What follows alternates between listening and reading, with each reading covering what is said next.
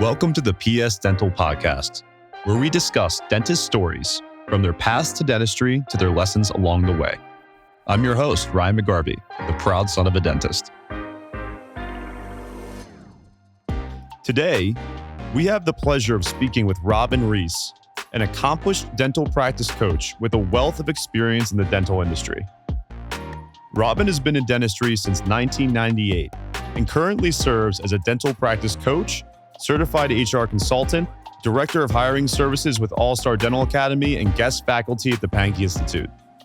Robyn's journey into dentistry began with a degree in fine arts and marketing, leading her to work in medical marketing at the University of Pennsylvania Health System. She later transitioned into dental practice management, where her passion for service and her skills in marketing and HR helped her thrive. Robyn is known for her dedication to helping dental practices succeed by creating sustainable, predictable processes and fostering a positive team culture. In this episode, we dive into Robyn's extensive career, her unique approach to dental practice coaching, and her insights on building strong team dynamics, effective hiring practices, and enhancing the patient experience. We also explore her personal journey, from her initial career in medical marketing to her current role as a leading dental practice coach. I think you guys will really enjoy this conversation. It's filled with actionable insights into running a successful dental practice and maintaining a motivated and cohesive team. Without further ado, here's our interview with Robyn Reis.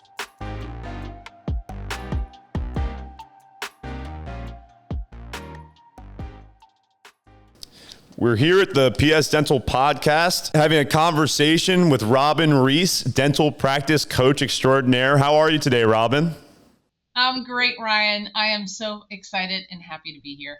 It's really wonderful to see you. Obviously, we know each other from our interactions at the Pankey Institute during the symposiums, and you are always, everyone that knows you knows that you're just a bright light, someone who's super easy to talk to, very approachable, and just great to give hugs to. So it's always a pleasure to see you. Happy to have you on. Today, obviously, the goal is to kind of pick your brain as an opportunity for any of our dental listeners to kind of learn more about what you do, as well as get a little bit of your expertise in terms of how to run their dental practices efficiently. How's that sound? Sounds awesome. I'm ready. Beautiful. All right. So let's start off with educational and professional background. So can you share a little bit of your educational background and professional experiences, such as being a marketing director and practice development manager, and how that shaped your career as a dental consultant? You bet. So I happened to stumble into dentistry by accident. I was trained and got my degree in fine arts and marketing, and I was doing a lot of medical marketing at the University of Pennsylvania Health System in Philadelphia. And I originally was going to be a graphic artist and work at a magazine in New York and Philadelphia. And I happened to join an ad agency. They recruited me right out of college. And I lived that dream for about 2 years when I discovered I have no life. I was working 7 days a week. Yeah. And I'm like, I'm in my 20s. Like, I can't do this the rest of my life. So let's shift to marketing and an emphasis on medicine.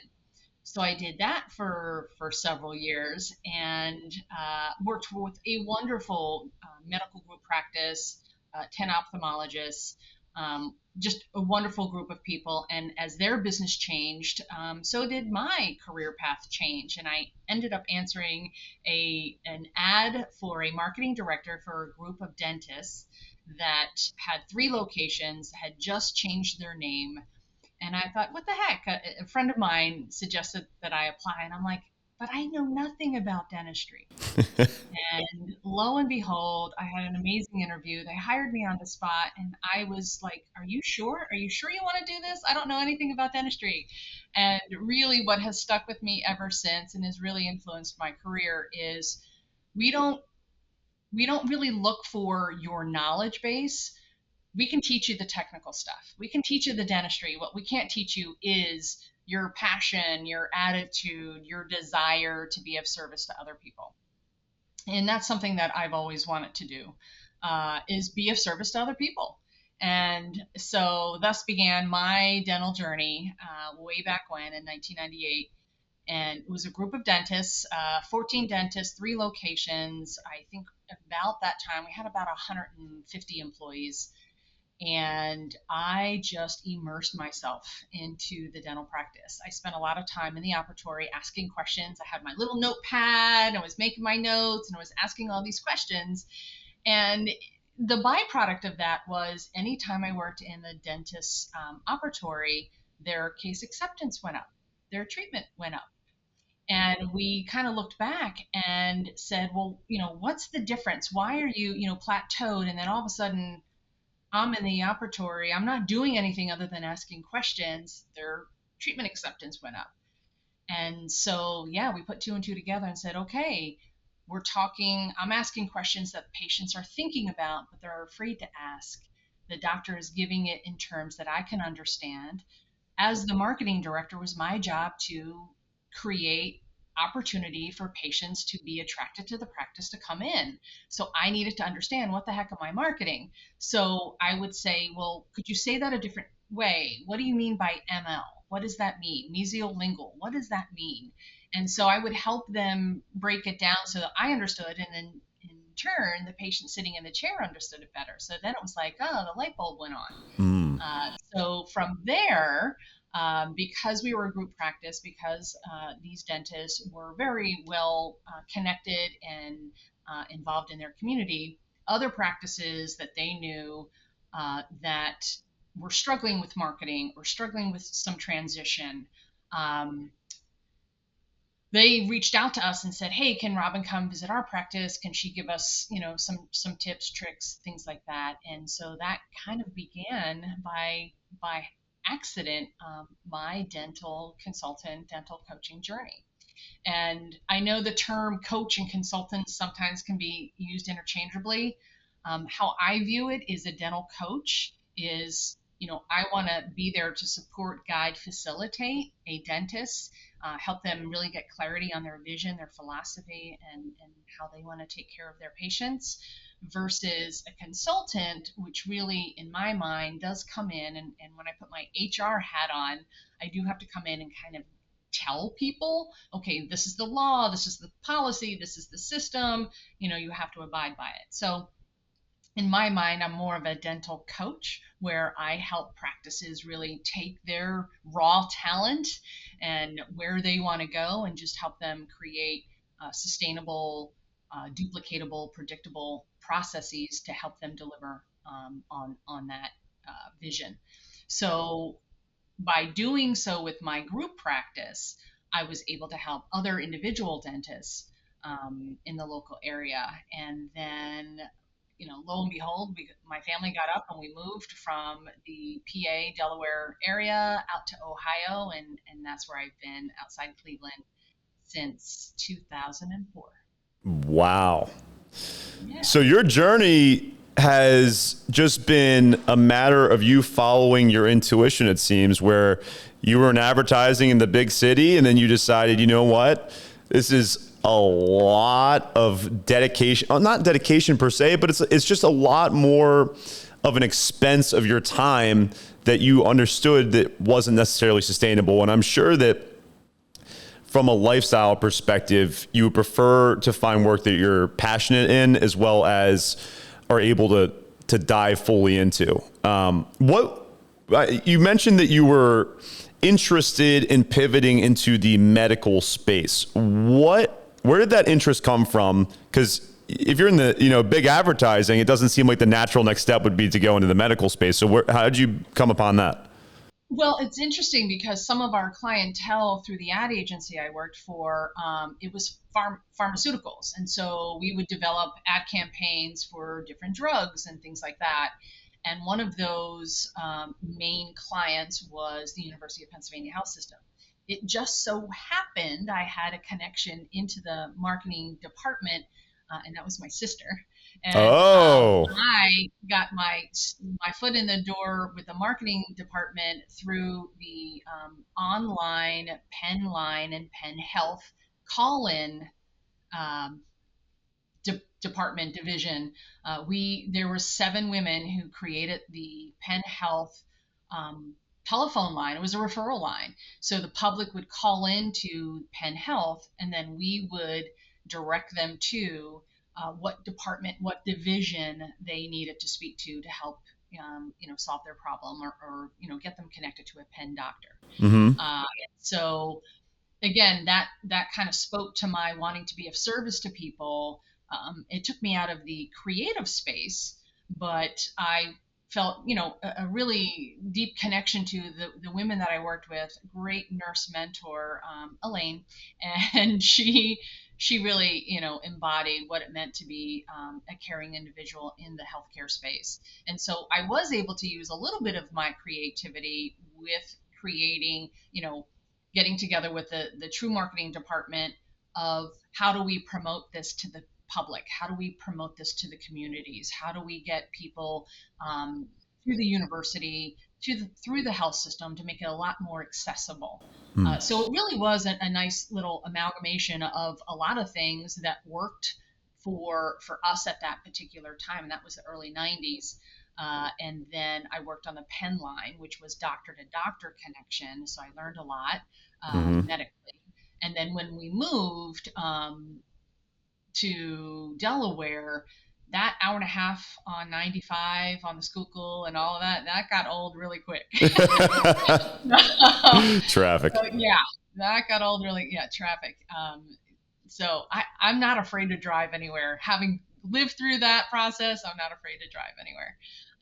But that kind of led me to, I worked with a chiropractor, I worked with a group of ophthalmologists, and then, as the ophthalmology group, their, business model was shifting. I ended up just saying, okay, let's see where else I can go. And dentistry showed up for me. And I think I was really one of the things that I learned early on was this truly, what dentistry can do for people is life-changing. It truly is. One of the doctors that I really got close to, he was in the process of becoming a cardiothoracic surgeon. And I said to him, how the heck do you take a left turn and go to dentistry from cardiothoracic surgery? And he said, I really discovered as a physician, I wanted to have a relationship with my patient. He says, most of my patients that I worked on never knew who I was. I might have met with them for 20 minutes before surgery. He says, but all the processes and how the medical model is done, he's like, I spent very little time and, post-op I would, but he's like, I never really got to know them. Mm-hmm. And he figured out that, okay, during medical school, I'm going to pivot and I'm going to go into dentistry. So that story is actually not very uncommon that I've heard from other dentists. A chemical engineer decided I'm really good with my hands, and the engineering part, yes, it is appealing to me, but I really want to work more with my hands. And so he did a second career. He went back to college, went back to dental school, and became a dentist. So it's kind of fun to see where everybody's life path has taken them. I also work with a client who knew at the age of 13, her goal in life was to be a dentist. Yeah. So it's an interesting pathway, lots of turns and twists and backtracking and climbing and all of that good stuff. But I know I'm absolutely positively in the right spot. No doubt about it. It is interesting doing these interviews, learning more about how people find their way to dentistry. And I think generally in life, it's never a linear path, and just little short, little pitfalls, little things that are, life is trial by fire. We're all going through it at the same time for the first time. So that's fascinating. And so you touched on the concept of dentistry changing lives. Obviously you found your way to dentistry. You're looking for something more fulfilling. You wanted to help people. I'm curious, specifically in dentistry, where have you found the most fulfillment in this industry, in this field?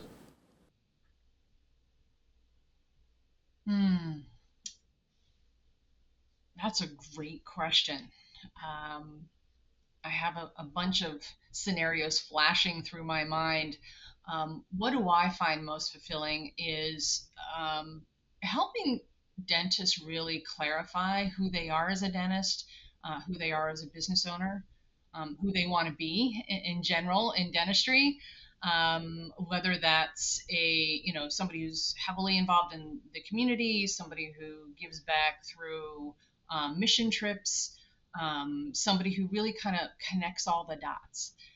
As you well know, Ryan, that when dentists graduate dental school, they have almost no business training. None. And so coming out into the world with their, brand new diploma, their excitement, their desire to kind of get to it, um, they often will stumble because they don't have the understanding or the training of how to run a business. And so for me, when I can help a dentist create that vision, put it on paper, and then put systems in place to deliver on that and have it come to fruition, surround themselves with people who align with the same philosophy and values, that is pretty darn amazing to be a part of that process.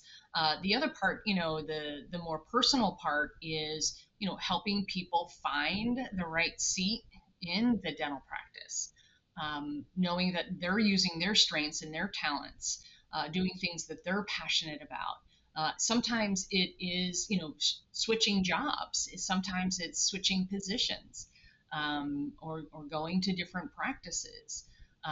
But also, again, the patient experience too is being a part of helping teams create incredible, memorable, meaningful patient experiences. And having my own personal experience, yes, I went through ortho. Yes, you can tell I didn't wear my retainer. Yes, I confess to that. I had awesome dental experiences growing up, and in the throes of, beginning my career path, I didn't have dental insurance. I brushed my teeth. I didn't have problems. So, it wasn't on my radar. Mm-hmm. So I am that person that, stayed away from the dentist, not because I was afraid or not because it was a bad experience, but it just didn't show up for me, as a priority.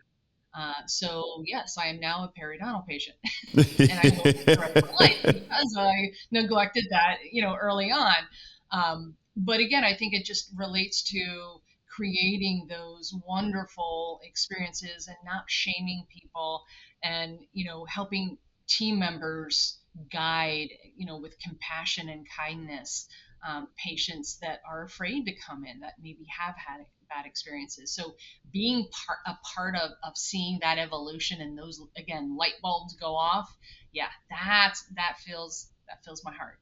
I'm quickly seeing why you prefer to call yourself or refer to yourself as a dental coach rather than a dental consultant, because a lot of your role I'm seeing is equipping dentists who are currently unequipped to properly fulfill their dental mission and vision. You're giving them tools in order to achieve that. And whatever that is, what they're trying to achieve, you are able to cater that specifically to the particular dentist and their goals. And I think that's a wonderful, wonderful profession to be a part of. Obviously, we do a lot of the same thing, so I see the same thing, but just the lack of business experience that dentists have coming out of dental school, you fill a very significant void in the work that you do, and that's awesome. So in terms of challenges getting into the dental field, when you started out as a consultant, you faced challenges with your youth when it came to gaining the trust of older dentists. How did you overcome these challenges, and what advice would you give to new consultants facing similar issues? Great question. Oh my gosh. I have, again, some people showing up for me when you bring that up, and I have to smile, because, I think it's for anyone. When you're younger than somebody that you're trying to help, there is that can I trust you? Do you really know what you're doing? I mean, I think about myself because I travel a lot. I walk on a plane and I see the pilot, and sometimes I think, oh my gosh, they look 12 years old. I'm putting my life, in their hands, thinking, what am I talking about? Of course they're qualified. Of course they know how to fly a Yep. plane. It's always on the planes too. Always on the planes. Right? Yeah. And they keep getting younger and younger. And, but, going back to, it was just a matter of, I can imagine, an older doctor and an older seasoned dentist, a veteran dentist that has seen a lot. And, I think we can all agree that dentistry has changed a heck of a lot in just the last 4 years. And prior to that, being young and eager and excited, sometimes that was a turnoff to older dentists who were very, I'll use the term old school, that, there was a certain way to do it. One of the dentists, when I moved to Ohio, he didn't have a whole lot of consultant experience. Some of the dentists I met through some other networking just didn't believe it. That was just not something that they did. It was, sink or swim, figure it out, get a good attorney, get a good accountant, and you should be fine. And some didn't even have employee manuals. And I remember my dentist that I ended up working with said, yeah, my attorney told me never put it in writing because then you could be held to it. And I was like, well, that might have been true 40 years ago. Not now. Lots of things have changed, and we really want to minimize, your risks. So, there are things that we really do need to put into place. So I think, my advice would be is, be confident in what you know. There's a lot that I know as a dental coach that a clinician doesn't. And I think there's a lot of value in being open to the idea of learning from somebody who's different than you, who brings a different skill set to the table than you. And I think that's where those dentists that look at it from hey, I'm great at dentistry, and please don't ever ask me to do dentistry. I'm terrible at it. But if you want to know how to, create systems and predictability and block scheduling and answering the phone, I'm your person. But don't ask me to do dentistry. So let's everybody just do what you do really well, and then surround yourself with other people that are better at you and things that maybe you're not so good at. So in winning over those older clients, it was just a matter of demonstrating and proving to them, this is what I know. This is how I can help you. These are the results. If you're willing to take a chance on me, I'm willing to take a chance on you.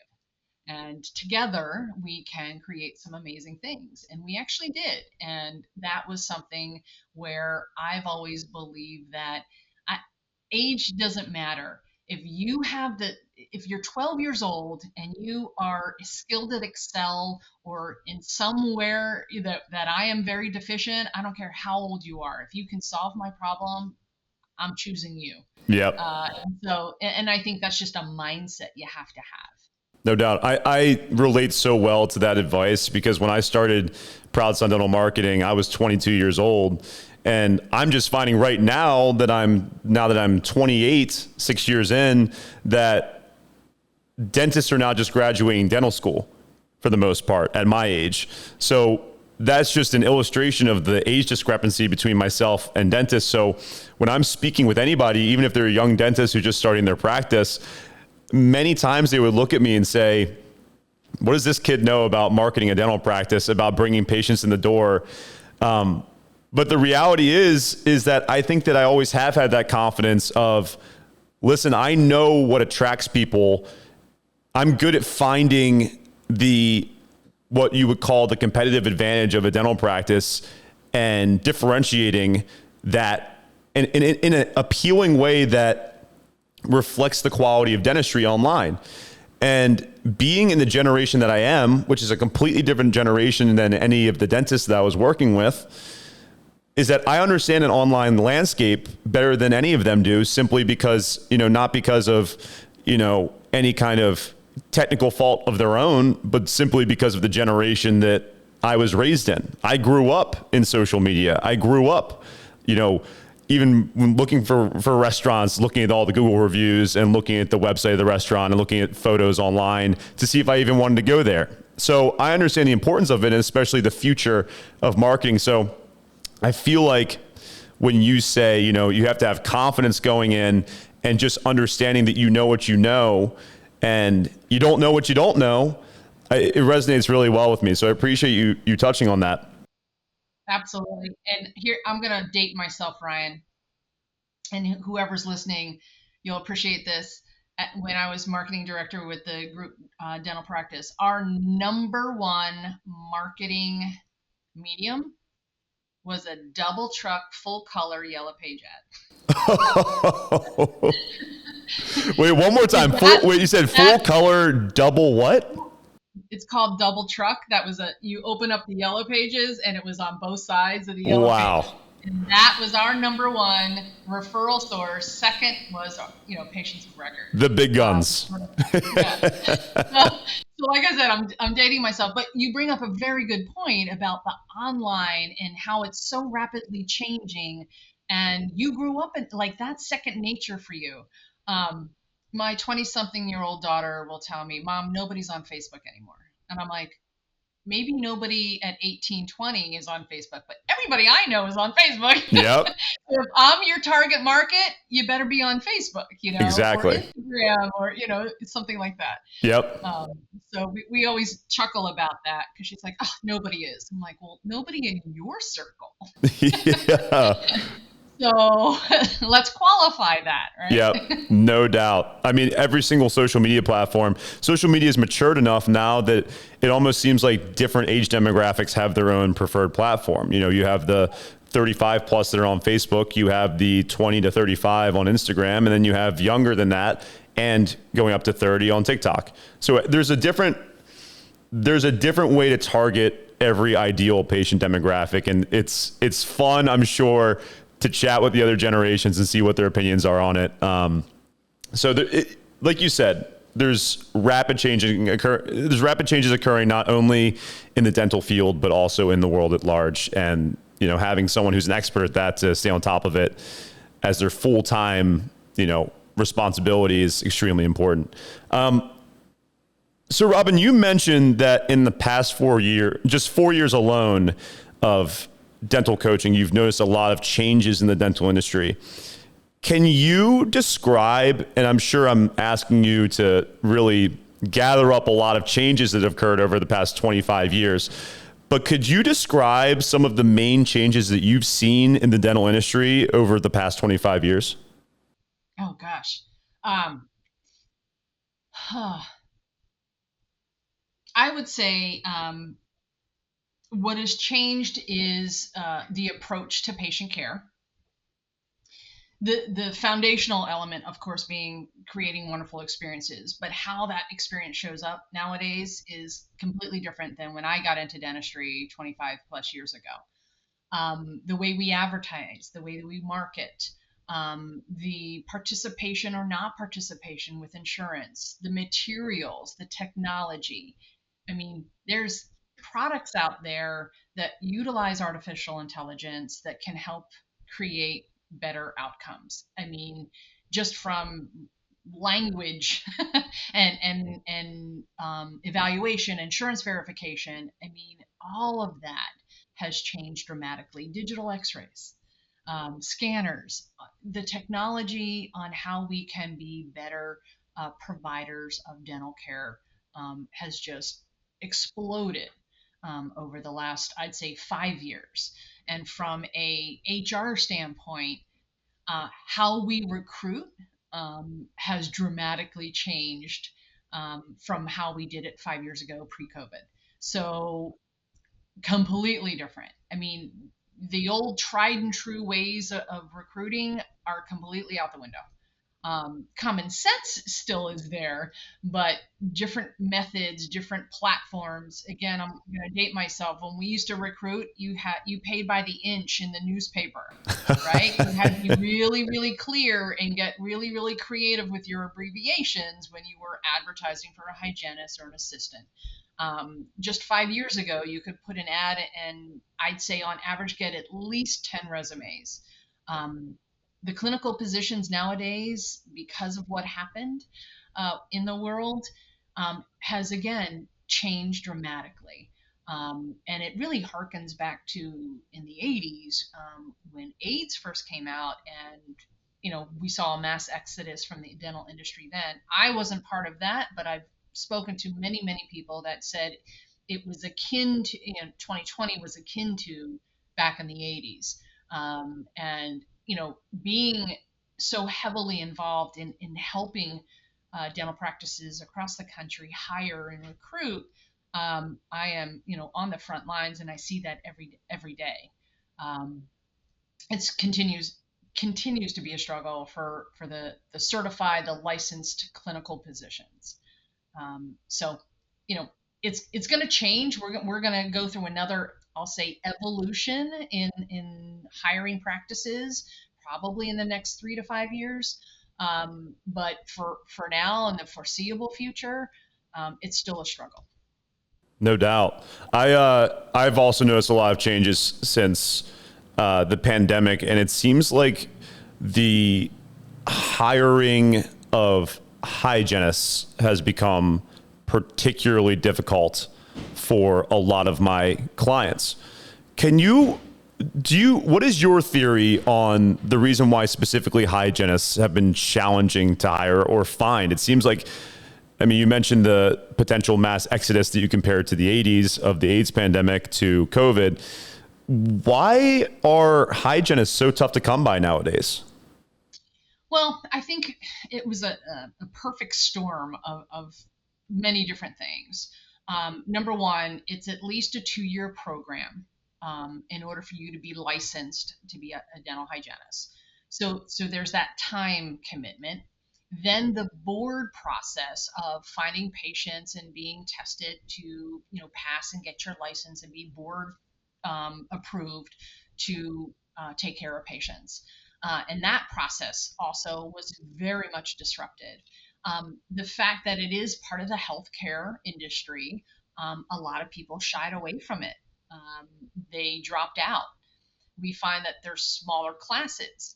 And those smaller classes, because part of their training is doing an externship, those hygienists that went out and did externships, those practices kind of had first choice, right? Before they graduated and came out into the world. And so a lot of them were snatched up by their externship offices or internship offices, however you classify it, before they even entered the labor market.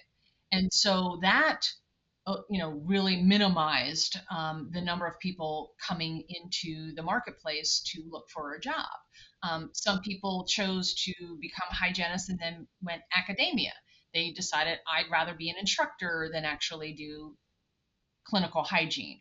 I actually have a member on my hiring team who graduated during the pandemic as a hygienist and discovered that, yeah, this probably wasn't the path that she wanted. And so we're using her experience and her knowledge and her skill set in helping hire hygienists for other practices. So it really works to my advantage. Yep. But the idea that, again, there was just a period of time where, because the schools were shut down and then try to get people back into it, lots of people early retirement, lots of practices closed. And those hygienists that were, went into the marketplace got snatched up pretty quickly.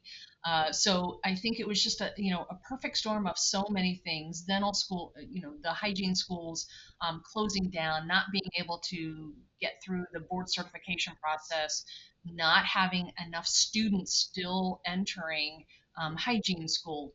We are seeing definitely the increase of interest in people enrolling in hygiene school, and it's not so easy to get into hygiene school either. It's not just, hey, I think I'll become a hygienist and I'll enroll. There are prerequisites that are part of the process, and so not every you have to test to enroll. Um, and some people are rejected. There's small class sizes. So there's a lot of things that I think go into the lack of or the scarcity of trained dental hygienists that are coming into the marketplace. Our hope is, and I say our as in the dental industry, our hope is that our younger people who are now graduating high school, doing the trades, wanting to get into the dental field, whether it's as an assistant or front office or hygiene, that they are, you know, choosing dental hygiene as a profession because it is amazing and it's wonderful to partner with doctors in patient care. We hopefully will see that again shift in 3 to 5 years as the new classes come in and new classes come out.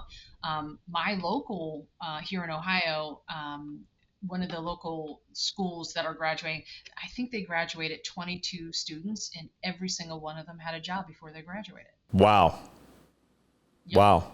So snatching up the theory that you had that I think is kind of nuanced and I think is super interesting is where you said that the dentists or the dental practices that are offering internship or externship opportunities are snatching up the talented ones that are coming straight out of hygiene school. I've never heard of a dentist establishing almost an internship system within their practice to welcome in hygienists that are currently in hygiene school. Have you ever helped a dental practice establish an internship program for hygienists to come in? And if so, what would you recommend the parameters for something like that to be?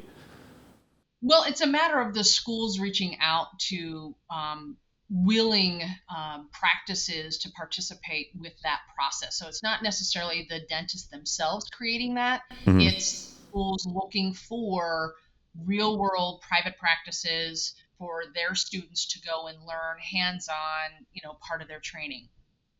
So any dentist I would highly recommend, that is the best way you could get yourself in front of hygiene students to evaluate them. And if you're looking for um, to fill that position, it's a process. It's not an immediate. It's not like, putting an ad on Indeed and getting applicants and saying, okay, let's bring this person in, we'll do a working interview, and then making a job offer. The externship process, they have to be with you. You have to grade them. It is a commitment Mm-hmm. to oversee a student. They're not going to be permitted to do a whole lot of the licensed things you can do. Um, they have to be radiation certified in order to take x-rays and things like that. But the oversight and how they learn how to talk to patients and maybe do blood pressure, take medical history and things like that, that I think is key. And you really get to see the personalities of the hygienists. I'd say even creating study clubs, hygiene study clubs for the periodontists, um, is a wonderful way to, again, get yourself known and have you be one of the top choices when hygienists graduate, to be a part of, um, you know, a potential employment opportunity. But anytime a dental practice can give back or be a part of mentorship with your local dental assistant school, your local hygiene school, or even, offer some lunch and learns or study club type programs that would attract people to come in and see the kind of practice you have. I'm all for that. We did a lot of that in my group practice. We actually had hygiene appreciation, and we would welcome all the graduating hygienists to our practice and, do a little wine and cheese type thing. And inevitably, we got people who ended up applying, and we were able to place them in our practices. But, again, a solo doctor may not have that ability, but anything you can do to get your name out there in the dental schools, the hygiene schools, the assisting schools, it certainly will benefit you greatly. That's really great advice, especially in a competitive hiring market. Those are really good little tips that I would not have thought of in order to attract good talent.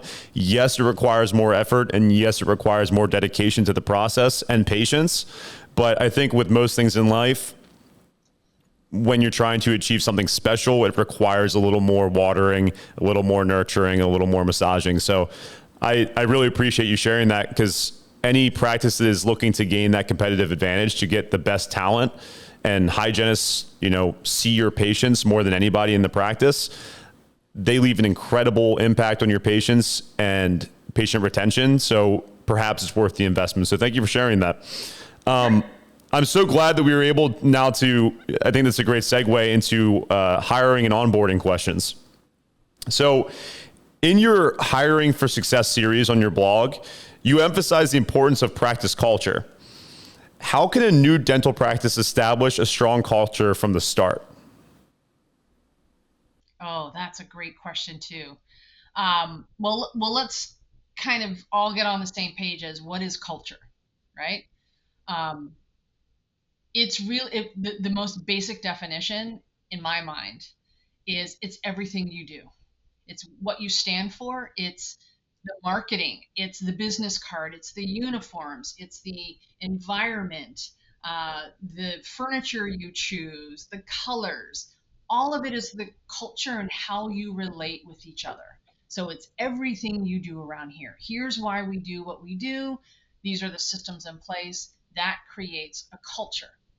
And to create a strong culture, you have to really have a really clear idea of who you want to be as a dentist. Um, I use a pyramid. I was introduced to this diagnostic pyramid that really starts about the foundational level of, understanding the vision for your life, then understanding the vision for your business, your patients, and your practice. I'm sorry, your business, your patients, and your team. And then it's committing to personal and professional development. It's putting those systems in place so that you can create the predictability and share your culture and share your vision and share your philosophy in a very collaborative and predictable way. And then it's having a highly engaged leadership and team. And, of course, the new patient experience is part of that. And then the cherry on top, of course, is the marketing, and then the success, and however you define what that success is, because it's going to be different for everyone. But when we go back down to those foundational layers, it's really about the vision and putting those things in place right away. I work with a lot of startups that have zero team members, but they are really clear about getting their vision on, in writing, having an employee manual so that when they do hire their first person, that things are very clearly spelled out. That is probably one of the most attractive things with practices, not only from a team member standpoint, but also from a patient standpoint, is wow, they really have it together. Mm-hmm. A team member wants to know, what can I expect here? What's going to be expected of me? And in turn, what can I expect? And those doctors that really understand that if you take great care of your team members, I promise you, they're going to take great care of the patients. And so having the employee manual, having those things very clearly spelled out, that there's no guessing, there's no knee jerk having to make a decision in the moment that may or may not be in alignment with your vision. It just takes all the stress off of that. And I find that many practices that want to maybe shift their culture. Sometimes this isn't a transition, right? It's from one owner, maybe a seasoned dentist, like we've talked about, and somebody new that wants to introduce technology, and they're moving from paper charts and developing X-rays to digital X-rays, and everything's on the computer. I mean, that culture shift is going to happen, and you really have to do it with intention. And the only way you can do that is really having a clear understanding of who you are as a clinician, and who you are, or who you want to be as a business person. So I think that for somebody who wants to create a strong culture is just having a clear vision and path. You mentioned a couple of tips in there about hiring and organization and making sure that a practice has everything together. When you're hiring, I think that one of the top concerns and hopes is that that team member stays with you for a long time. Can you share your top 3 tips or so for successfully onboarding new team members to ensure long-term retention? You bet. So I'll share a statistic with you. 69% of new hires that have a structured onboarding program will, on average, stay with an organization 3 years or longer. So in today's, people jumping, job hopping and going from one practice to another, I mean, 3 years is a lifetime at times.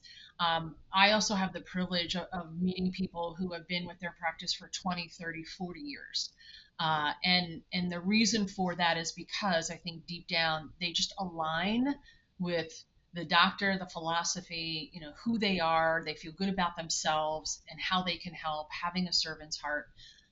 So when we think about, gosh, I could probably list 30. So I'll try to think of my top 3. So number one, making sure that you do have a structured onboarding program. And what I mean by that is not just putting somebody at the front desk saying, okay, here you go, answer the phone. It truly is a methodical, thought out, intentional checklist of understanding who we are as a practice, what your role is, how you fit to the greater whole of our team, what the expectations are, showing them how to do things, the tasks, the duties, but also how do they fit into the team. So having that onboarding program, and I believe in the power of 3. In the first 3 days, this new hire should have a clear understanding of the practice name, the address, the phone number, the fax number, the email, the basic foundation of, starting to learn the team member names, the phone number, if a patient has a question. They shouldn't sit at the seat at least for a week, and that's being very, very, very conservative. I prefer to have somebody train for a month until they really get immersed into what it is that they have to do. It doesn't mean they're just wandering around that whole month, but to truly sit in the seat. And I know Ritz-Carlton has, I think, a very intense training program before somebody can even answer the phone at the Ritz-Carlton. I think it's at least 30 to 60 days that they have training. In my group practice, we had what was called the home office or the corporate office, where we weren't a corporate entity. We were privately held, but we had a pooled resource where any new team member, whether it was in any of our locations, would spend 2 weeks at the home office, just training, just learning how to answer the phone, get to know their doctor, the systems, the process, the computer, all of it. So having that structured onboard program is so important for longevity. And that power of 3, again, is the 3 days understanding basic information within and asking a lot of questions. 3 weeks, they're getting more comfortable with the essential job duties of what they're going to be expected. They're clearly able to articulate the mission or vision of the practice. Questions are starting to minimize because they're really understanding the role, the job, and then of course by the end of 3 months, that 90 days, they should be at a level of mastery of essential job duties. They won't know everything because that comes with time, but should have a really good, proven, solid understanding of the job and the role, and still ask some questions for clarity. I still want people to do that. But just really are confident in the role that they have. So that would be one tip that I would say is make sure you have a structured onboarding program, and that training buddy is key. Having them assigned to somebody that they can know who to go to with certain questions. This isn't all shouldered on the doctor, but the doctor should be participating maybe once a week, a 15-minute check-in. How's the training going? What are you learning? What do you like best? What's looking ahead? What are you looking forward to learning more about? What haven't you learned? What are some challenges? And just, again, staying in contact with that new hire. The second part, I think, goes kind of hand in hand with the onboarding, but having a clear job description. That's your recipe for Mm. success. You can use that not only for creating a job post, but performance evaluation. It outlines the essential job duties, the knowledge, skills, and abilities, the soft skills, right, which are lacking nowadays. And again, we can go off on a tangent, but I won't. Those social skills, those personal skills, the ability to get along with others, the ability to communicate, both verbal and written, those kinds of things. So having a clear job description, I think, is also helpful. And then, for the final third tip that I would suggest for hiring, again, is just to stay in contact with that person from a leadership standpoint. We call those stay interviews in the HR world, and those are just true check-in. How are you as a person? Are you finding everything okay? What keeps you here? What made you choose to stay here? What do you think about on your commute to work? How can I best support you? So I would say, to help for longevity, have a structured onboarding program, have a clear job description so they know, the new hire knows what the expectations are, and then just remain in contact, stay connected. Don't look at it as, okay, that's one more member of my team. It's the expectation or the assumptions are, oh gosh, if you're bringing a couple years experience, you should know what to do. They're bringing that experience from somebody else's practice that may have nothing to do with the culture of your practice. So keep that in mind. So those are my top three tips. Well, thank you for summarizing it in 3. I know you could have given a million, but That's what I was trying to think. How do I pare this down?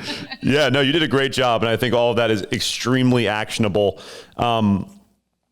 Obviously, in a dental practice, the ideal hiring process should be exactly that. It should be a process. It should be intentional. There should be a lot of attention to detail. There should be, from the job posting, communication, all the way through the entire interview process to when they sit down, before they sit down and share, like you said, for at least a month, education, culture integration. You've mentioned on your blog that hiring decisions made in haste can lead to disaster when the practice is, not necessarily as intentional as they should be. They move things a little too quickly. What are some key indicators that a practice is rushing the hiring process? Wow. Okay. So that's a loaded question. I would say, in today's day and age, yes, a lot of practices are running on skeleton crews.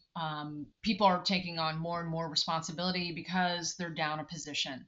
And people are trying to adapt as best they can. So a lot of practices aren't in a position, they don't have the luxury of having, some temporary help or another person that they can pull from another office or another division. So the private practices that are still struggling to fill those holes, what I would advise against is, yes, don't make the decision in haste. If you're anxious to find somebody, you should have that job description so you can create the post during the screening process, asking questions to start to get to understand, can this person do the job? Are they qualified? Do they fit with our culture? Do they fit with our practice philosophy? Are they able to perform the specific things I need them to do for the practice? So all of that is happening during this interviewing, this dating stage, right? Getting to the point where if you meet somebody, you think, oh, wow, they're awesome. They've got 10 years experience and I really like them. We really connected. I'm going to just hire them. Don't skip over the due diligence. And we're finding more and more. It used to be 45 to 50% of resumes were falsified or altered in some way. And of course, people do that because they want to step up, right? Mm-hmm. But when somebody falsifies or is not truthful on the front end, it makes you wonder, well, what else would they falsify? What else would they not be truthful about? So It's now jumped to 85% of resumes. And this was an iHire Right report done, I think, a couple of years ago. So it's actually a few years old already, but it was a staggering 85% of resumes, whether it be the dates were fudged or the title was fudged, their salary was fudged, whatever it might be, something was falsified. And so by practices, they tend to skip over that due diligence because time is of the essence. They're in a desperate situation. They want a body in that position. And it 9 times out of 10 will come back to bite you in some Yeah. way. Yeah. Um, we've had, and gosh, Prosperident, David Harris, they deal a lot with the embezzlement, and that's another prevalent issue in dentistry because dentists are so trusting of their team members. They think, oh, it'll never happen to me until it does. And so, again, by doing your due diligence on the front end, you can avoid many headaches down the road.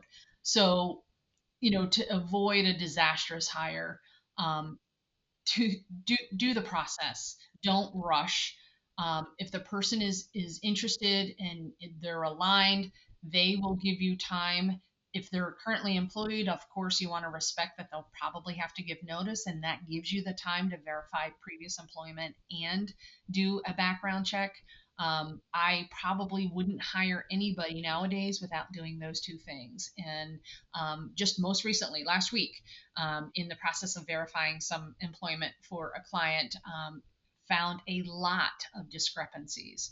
So we did actually end up rescinding the job offer because nothing was turning out the way this person had portrayed it. So had we not done that, the doctor would have just blindly hired this person and hoped for the best. And again, you can trust people, you just can't trust their circumstances. So trust but verify. Trust but verify. A classic age old adage. Yeah. So when you're referring to due diligence, you mentioned two ways to do the due diligence. One is to verify the references, call them, communicate with them, and learn more about what they described as their position and perhaps other details to just confirm that they're being truthful on their resume. And number two, you mentioned a background check. Specifically, what would you suggest as a background check? Is that a website, or where are you going for a background check? Great question. And just before I answer that, backing up to the employment verification, there's a difference between verifying the information provided and asking for a character reference. So in nowadays, people might give you a list of here are my references, and it's all coworkers or it might be an immediate supervisor. Our belief is always we want to go to the source. So even if they provide a phone number for the practice, I'm actually going to look them up online and verify that that's the right phone number to the practice. I'll Oh, call the practice. I'll ask to speak to whomever I would need to verify employment of a previous employee. So again, small practices don't typically have an HR department.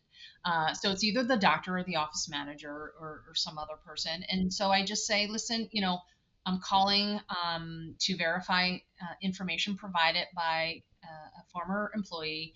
Do you have a few moments? I just want to verify, title, dates of employment, what was their attendance like, uh, and are they eligible for rehire? I mean, it's really not a long, involved process. It is okay. They said they were treatment coordinator, and I understand that they talked to patients about treatment, collected money, made financial arrangements. Is that correct? Simple yes/no questions. We don't have to get involved. I know a lot of doctors are afraid of and shy away from even making any comment. They just say, "I'm sorry, I can't verify any of that information."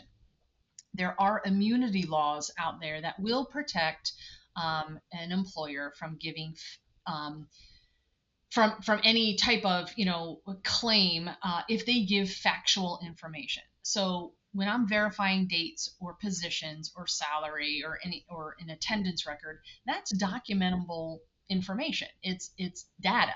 It's objective information. So I'm dealing in facts, not feelings. When I start to say, well, could you describe for me, well, like what kind of person was she? And, was she happy? Was she not? Oh, she was mean. That's why we had to terminate her because she couldn't get along with others. I mean, now we're starting to get subjective. And nowadays, all I want to make sure is the information provided is truthful. So I'm going to get to know this person. I've already started to get to know this person during the interview process. And, I believe at this point, from what I've seen, that yes, this is going to be a good addition to our team. So really, I just want to verify that the information provided was truthful. And then, so that goes to employment verification. Now, I have met attorneys who advise their clients say nothing. No, don't say about eligible for rehire. Don't say this, that, or the other thing. Just answer yes or no whether or not they've worked for you before. That's it.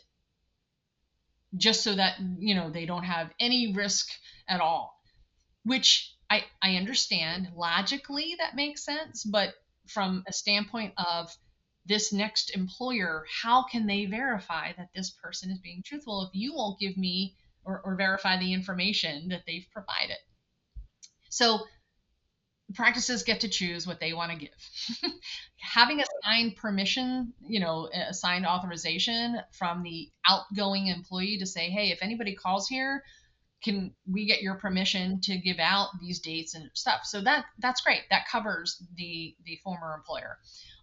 But the other part of that too is, just getting that basic information.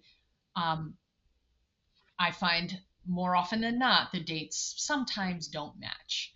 And so, if it was 10 years ago, okay, fine, I'll give you some grace if you said September and it was really October, or July and it was August, or, whatever it might be.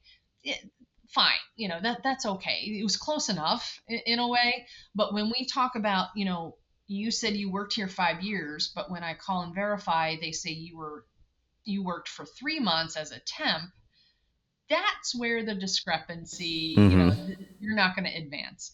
But as far as the background check, highly, highly, highly recommend you use a third party. And that is in keeping with the strict criteria from the Fair Credit Reporting Act, where if you do find information online, and doctors will tell me, well, I can just Google their social media and I'll just Google, local court records and just see what is out in the public, just to that, and they consider that a background check, and that's really not a background check. A couple of things of that is social media is a protected concerted activity, so you really can't disqualify somebody for what they've put on their own personal social media, so that really doesn't qualify as a background check. Number two, if you do discover Robyn Reis, there's 12 of them, and maybe one of them has, some, felonies and misdemeanors or whatever. How do you know that that's the Robyn Reis you're interviewing? So there's a lot of incorrect information, identity of theft information that may or may not be accurate. So to do it on your own, don't recommend that at all. Use an accredited third party. They will do all the things that they need to. The company that we use, it's a 7-year background check, criminal history, national database, skip trace, so we verify social security, identity. If it's an administrative position, we also may run a credit report, but those are, again, there's certain criteria. You can't run a credit report on people that aren't going to be involved with handling money. Again, that's part of the criteria, the Fair Credit Reporting Act. You don't want everybody randomly pulling your credit history. You have to really have a legitimate reason to do that. So using a accredited third party keeps everything on the up and up, fair, legal, compliant. And that's what we wanted to do. Wow. Amazing takeaways so far. So thank you so much for sharing, Robyn. Let's move on to culture questions. So in terms of hiring, how can practices ensure that their hiring process aligns with their cultural values? I know that there's a lot of, legalities involved with hiring culturally just based on feeling. So could you give us an idea or a couple of, methods in which practices can ensure that cultural values stay intact? Sure. Again, I think it's all in the art of asking the question and knowing, using the job description, essential job duties.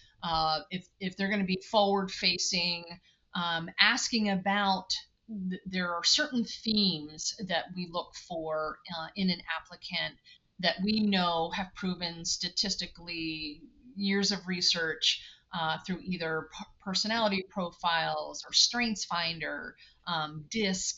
Those all might sound familiar to you. We use a profile called the Drake P3, which is a validated Department of Labor profile that allows us to help predict the success of a person in the role. Um, these are tools as part of the process. It's not an all or nothing. You don't make one decision based on one question on one phone call, right? So it's a combination of a process of having one person maybe do a phone interview, ask a couple of questions. Is this somebody that we want to advance to the next stage? Maybe it's doing a Zoom interview with someone else. Maybe it's going right from the phone to the in office to meet with the office manager or the treatment coordinator or the doctor or something like that. And at every stage of the process, you're asking more questions to elicit the kind of characteristics you want in this position. So if you want somebody who, is an achiever, right? Somebody who is it going to be in a position that has to complete reports and report on progress and things like that. You want somebody who is an achiever and is disciplined. So you might ask questions around that characteristic of, tell me about the most recent accomplishment you're proud of. Tell me about when if they're younger and they're just getting into the workforce, were you part of a sports or extracurricular activities? What was it like? How did you place in your class? So those achievers those characteristics are going to show up in those answers. And same thing with discipline. Do you make a spending budget and do you stick to it? Tell me about a time at work where you struggled through a tough time at work. What did you do? How did you handle it? What were the results?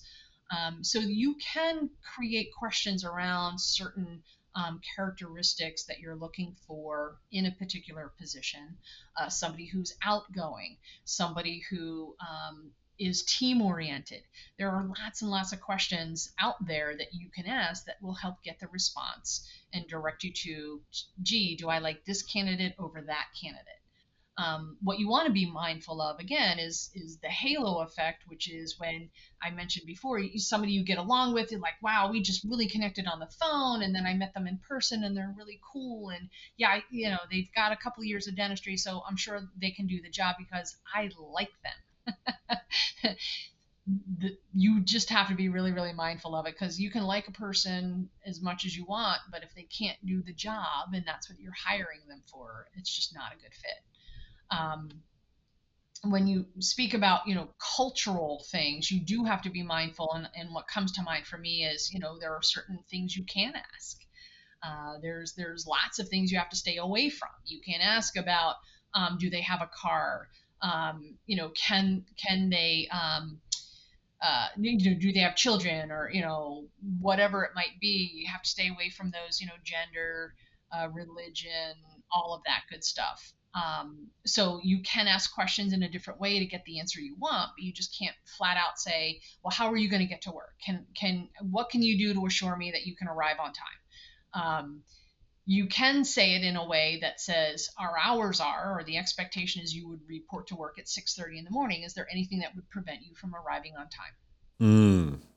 Different way of asking the question. Different phrasing. Answer.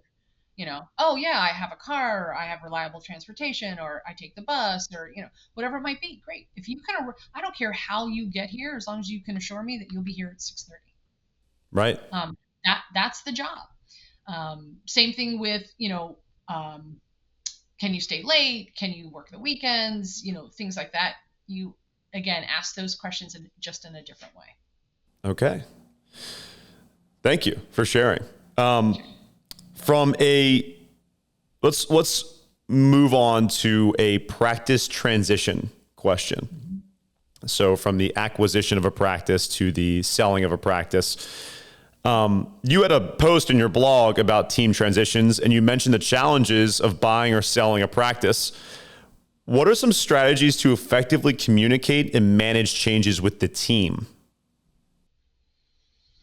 You know, oh gosh, um, it's really going to be dependent on the situation, right?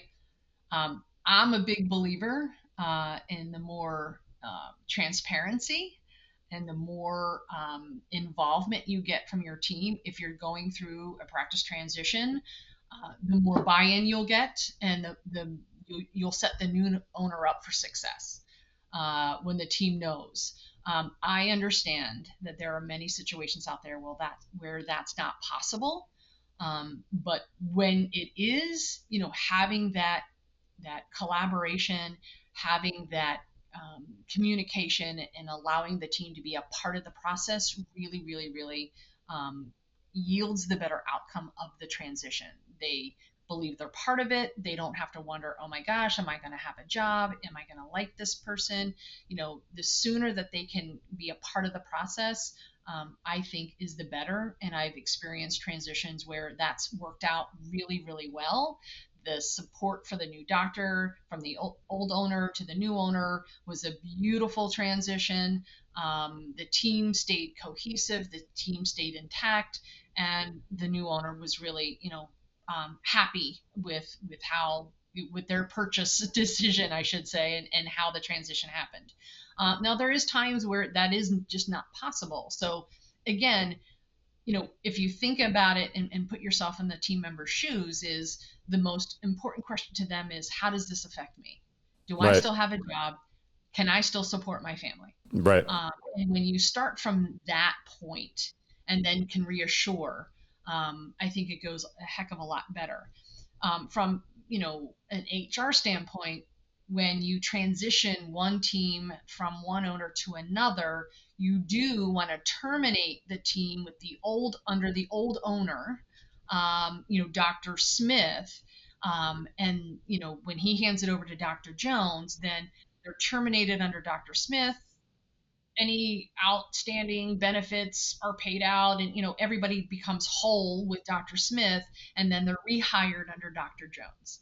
And that's from an HR standpoint. From a legal standpoint of employment, this owner transitions over to this owner, and so does the team. It's just not a one continuous, yes, it's the practice stays the same, the name might stay the same, or it might change, who knows. But you just have to end that relationship with that boss and start the new relationship with the new boss. And again, setting expectations and all that good stuff. Right. I can only imagine the challenges of, a dentist who's maturing and is ready to move on and sell their practice, and trying to balance the opinions and the feelings of, like you said, these team members who all they care about is, how am I going to provide for my family? We as humans, I think, just like to feel ownership over our lives, as well as feeling like it's a part of a plan. So I think that, my common sense would say that as long as the team feels like that there is a sturdy plan in place that can ensure their future, that's probably the most important thing for them. For sure. And I would say, even to piggyback on that, Ryan, is, people tend to support what they help create. So if they're brought on board at some point and just, they have some level of control, or the perception of control, they're not just walking, closing the door on Friday and walking in on Monday, and it's a brand new owner and the other owner's gone and they have no idea what's going on. And I've seen that happen, and it just does not bode well for anyone. And the idea, again, is, like you said, there's somebody who's looking to transition out. Now's the time, at some point, allowing the team to even mourn, the previous practice, and now this is something new. Letting them know that they are a part of this, their voice can be heard, there is some level of participation, they will support the new owner in a much better way than when they feel like that decision or that choice is taken away from them. No doubt about it. So let's pivot to the patient experience. You've discussed the importance of patient preparation for a great dental experience. What are some practical ways practices can better prepare their patients for appointments? Clearly communicating. And this kind of is right up my alley with All Star Dental Academy and the GREAT call process. The GREAT is the acronym for greeting, building rapport, engaging the patient, asking for the appointment, and then taking the information. And to really create a great patient experience, it really starts on the phone. But even prior to that this is in your realm, is creating incredible marketing that drives the patient to pick up the phone and walk into the practice. And that was always my belief of, as the marketer, my job is to create enough excitement and interest to drive people to your practice or make your practice phone ring. Now it's up to you guys to keep them there, right?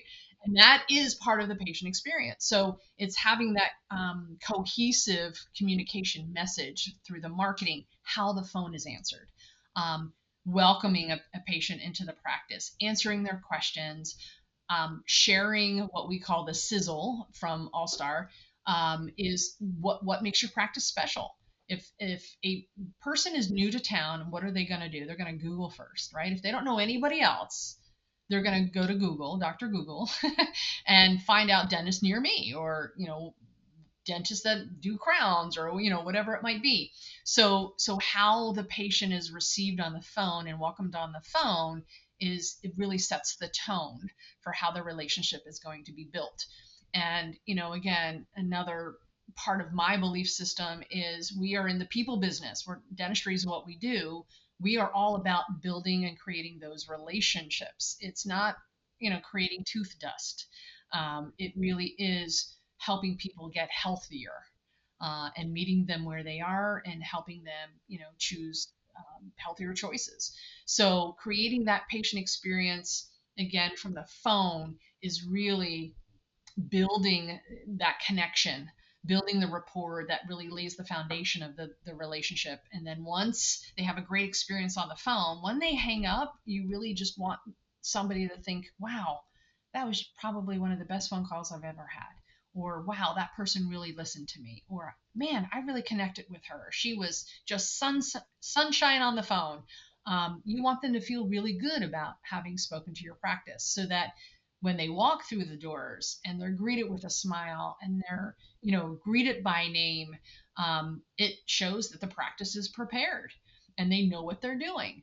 And I'm sure all of us could agree, listeners, and you and I, Ryan, could agree that we've walked into businesses where it is just complete chaos, and it's a medical office and you're just a number and they're not even sure why you're there.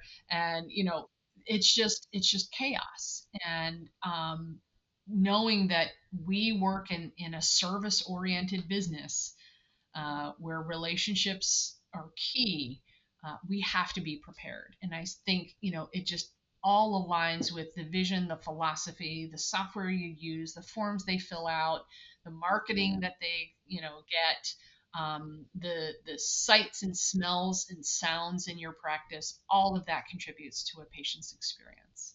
Absolutely. When we're talking with our clients about how to build a website, like you mentioned, the communication and the way that they are visually appealing to a patient really determines the kind of quality patient that they see in the practice.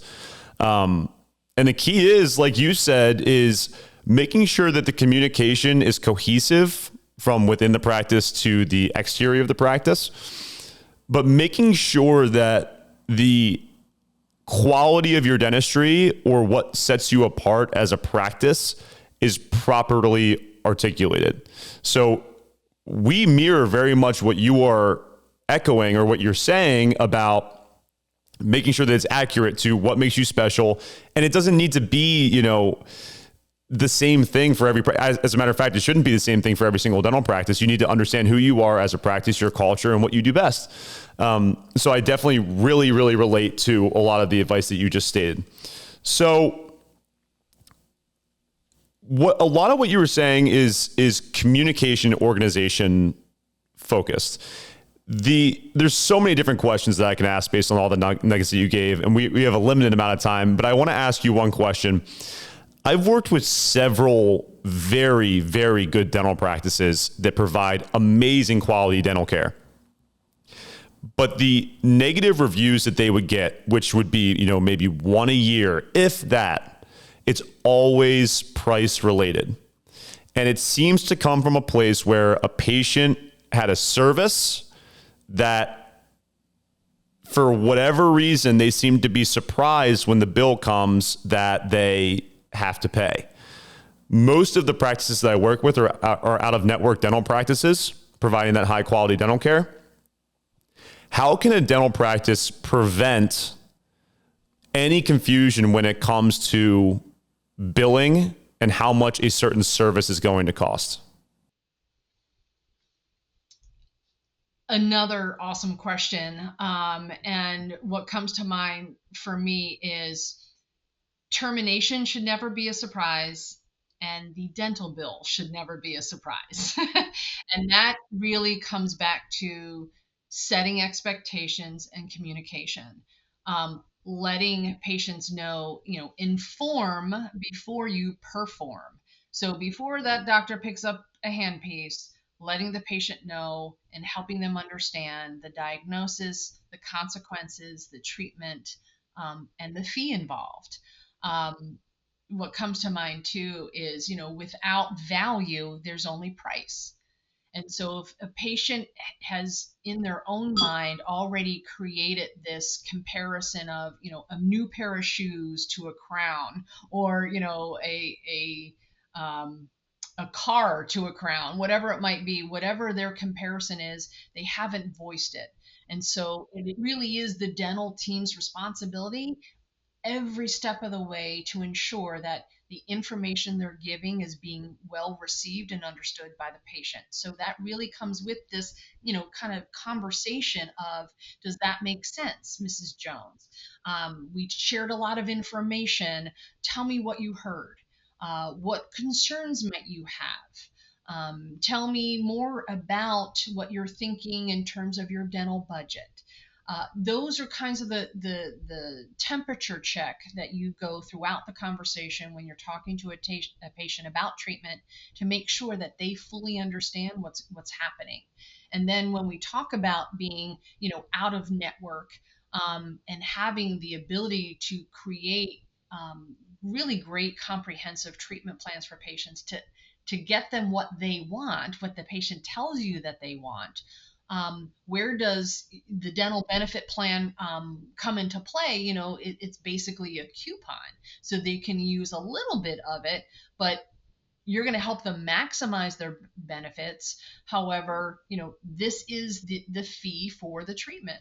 And so it's really building that value from the phone call to the chairside conversation to that co-discovery with the patient, showing them x-rays, photography, whatever it might be that you use for your treatment presentation, engaging the patient with questions, helping them repeat back to you so that did they understand it the way I intended? And getting that commitment. Yes, I understand. Yes, this is what I want. Gosh, doctor, how do I solve this? How do I take care of this? What are my choices? What are my options? When you get that from a patient, then you truly know that they're invested into this treatment. And so making sure that if at any point during those steps or those phases that the patient gives you pushback or they're really not sure, you need to pause and stop and just say, okay, before we go further, before we proceed, it sounds like you're having some second thoughts. Tell me what you're thinking. Tell me how I can reassure you. What more information might you need? So getting to the front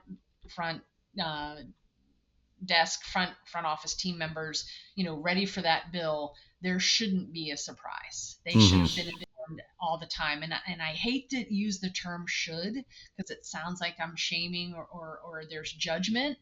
But really it is, making sure that your systems are in place so that doesn't happen.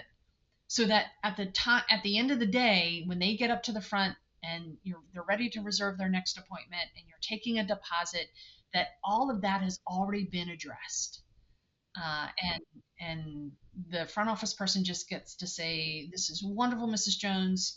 Dr. Awesome is an incredible artisan as well as clinician, and we're so excited for this treatment. And how would you like to take care of today's payment?"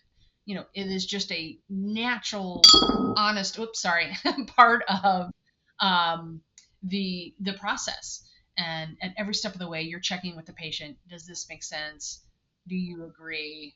Let's move forward. Yeah, we already work in an industry where I feel like there is a bit of a hill to climb when it comes to building trust.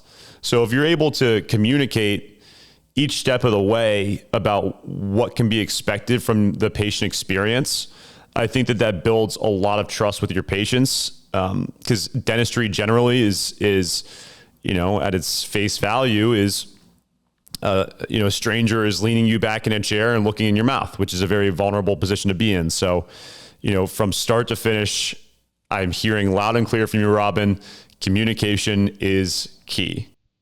Absolutely. And you're right. We're also pushing back against the stigma of fear.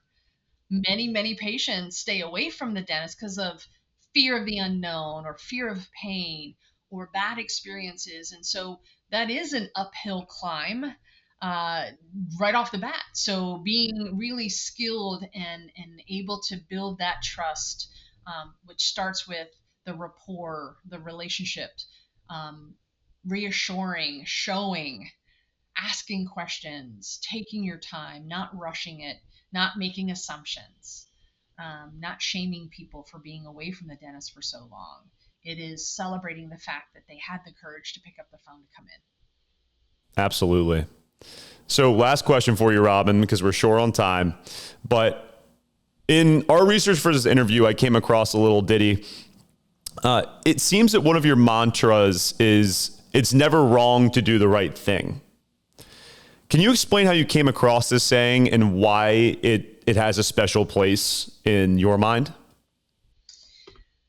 Yes, absolutely. What a great way to end our conversation. It's never wrong to do the right thing. It's something that I've always, I guess, been taught early on was, if you don't have time to do it right, when will you have time to do it over? And that always stuck with me with, I need to, if it takes me a little extra time, it doesn't have to be perfect, but I want to feel good that it's done correctly. And systems really, help you create that consistency and predictability. The other part of that is, I'm reminded of a conversation with a client recently is, there are many shortcuts you can take. And we talked about the road to excellence is often quite lonely, because you have high standards and you have certain ways of doing things and you don't want to compromise on that. And I think you and I, Ryan, work with many practices like that aren't going to cut corners, aren't going to compromise their care, aren't going to compromise the level of materials, the quality of materials, or the technology that they use, because they truly believe in their own DNA that this is the right thing to do. If you truly believe that it's the right thing to do, you're never going to be wrong. You have to be able to be happy with yourself at the end of the day. Did I do my best? And if the answer is yes, then you have to be accepting of that. You have to be happy with, I did the absolute best with what I had today. And I know a lot of dentists will sometimes learn something new and think, oh man, I should have done it differently, or I've been doing it all wrong all this time. Well, no, you did it right in that moment based on the knowledge and skill that you had in that moment in time. But now that you've learned something new, of course, you need to change your way of doing things. So my belief has always been, I don't think I could ever live with myself if I did shortcuts or I did the wrong thing with intention. It's always, I believe that sometimes you're not going to be the practice for everyone. You want to attract patients that believe in the dentistry that you provide, that believe in the service that you provide, that will pay you a fair fee for your care, skill, and judgment, and that you have to believe in that philosophy. You have to live your philosophy and have your standard of care. So that's just a kind of a golden thread through everything that I do is you're never wrong to do the right thing. And yes, maybe perhaps you and I have a difference of opinion on what that right thing is, but if I stick to my core values and I stick to what I truly believe in, then I don't think I can go wrong. Robyn, I think that is excellent, not only practice advice, but life advice. Thank you so much for sharing. My pleasure. This has been a wonderful, wonderful conversation. You've shed so much wisdom on how to effectively run a dental practice, and I've loved to get to learn about your path more, Robyn. This is Robyn Reis, spelled R-E-I-S. Robyn, if any of the dentists listening are interested in your services, how can they reach you? They can certainly send me an email. It's Robyn, R-O-B-Y-N, at yourdentalpracticecoach.com. Beautiful. Nice and easy to remember. Robyn Reis, thank you so much for joining us on the PS Dental Podcast. It has been a pleasure as always. I hope to talk to you soon. Thanks, Ryan. Same here.